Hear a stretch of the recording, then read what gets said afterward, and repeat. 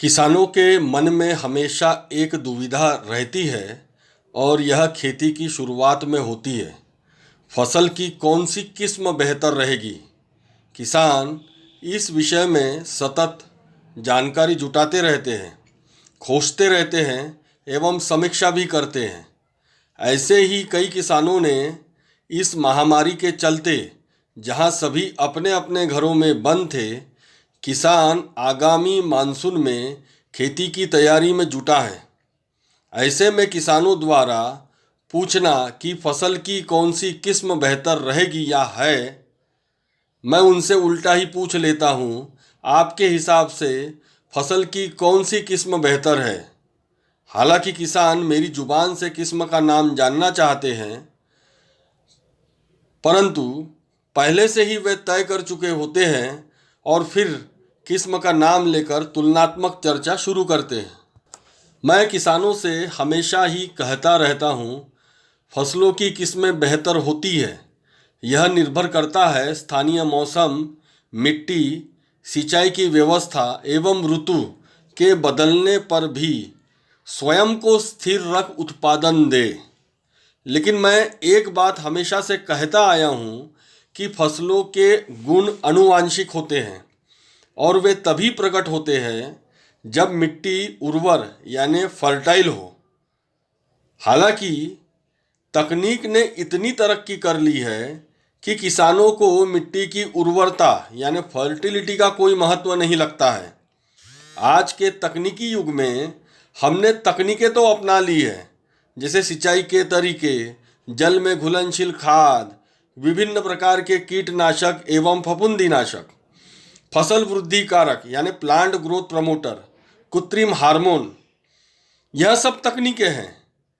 क्या हम इनका खेती में फसलों की अवस्था एवं परिस्थिति अनुसार उपयोग करते हैं या हम इनके आदी हैं, जिसमें हमें लगता है इनके अधिक उपयोग से फसल उत्पादन अधिक होगा। यदि हम किसानों को लगता है कि हम इन तकनीकों का उपयोग फसल की अवस्था एवं परिस्थिति अनुसार करते आए हैं, तब फसल उत्पादन में हमें इतना अधिक खर्च क्यों आ रहा है। वैसे तो हम खेती में खर्चों की वजह से ही परेशान हैं, क्योंकि लागत मूल्य अधिक है और उपज मूल्य फसलों पर खर्च की तुलना में कम प्रतीत होता है। फिर भी हम किसान किसी तरह फसल उत्पादन प्राप्त कर ही लेते हैं, क्योंकि हम इसमें निपुण एवं पारंगत होते हैं। फिर प्रश्न यह उठता है कि फसलों पर सटीकता से कौन बताएगा कि कब क्या करना है।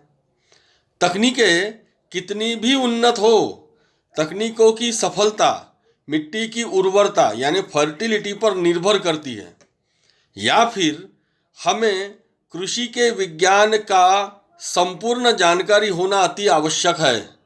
एक और तकनीकें हैं तो दूसरी ओर मिट्टी की उर्वरता यानी फर्टिलिटी है।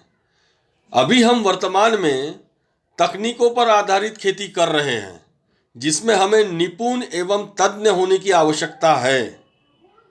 तज्ञ होने का आशय यह है, जब आज के संदर्भ में हम जिन तकनीकों एवं तरीकों को अपनाकर खेती करते हैं, उसमें मिट्टी एवं वनस्पति का आपस में संबंध, फसल की वृद्धि एवं अवस्था पर पल पल पड़ने वाले वातावरणीय प्रभाव और इन प्रभावों का फसलों पर लक्षणों के अनुसार फसल की आवश्यकता एवं फसल पर प्रजनन काल यानी रिप्रोडक्टिव फेज में पोषण की कमी को पूर्ण करना और इस अवस्था में कीट एवं रोगों के प्रभावों को किस प्रकार हम हल कर सकते हैं, उस पर विश्लेषण एवं ध्यान देना। फसलों को हम जीवित मानते हुए फसल पर तनाव की स्थिति, जिसे हम स्ट्रेस कहते हैं, उसकी निर्मिति का कारण और उसका हल किस प्रकार किया जाए, यह सोचना। एक बात यहाँ समझने वाली है, फसल का बढ़ना यानी वृद्धि ऊर्जा की वजह से होता है, जो कि सूर्य प्रकाश की तरंगों को पत्तियों द्वारा अवशोषित कर प्राप्त होती है। पोषक तत्वों का वनस्पति में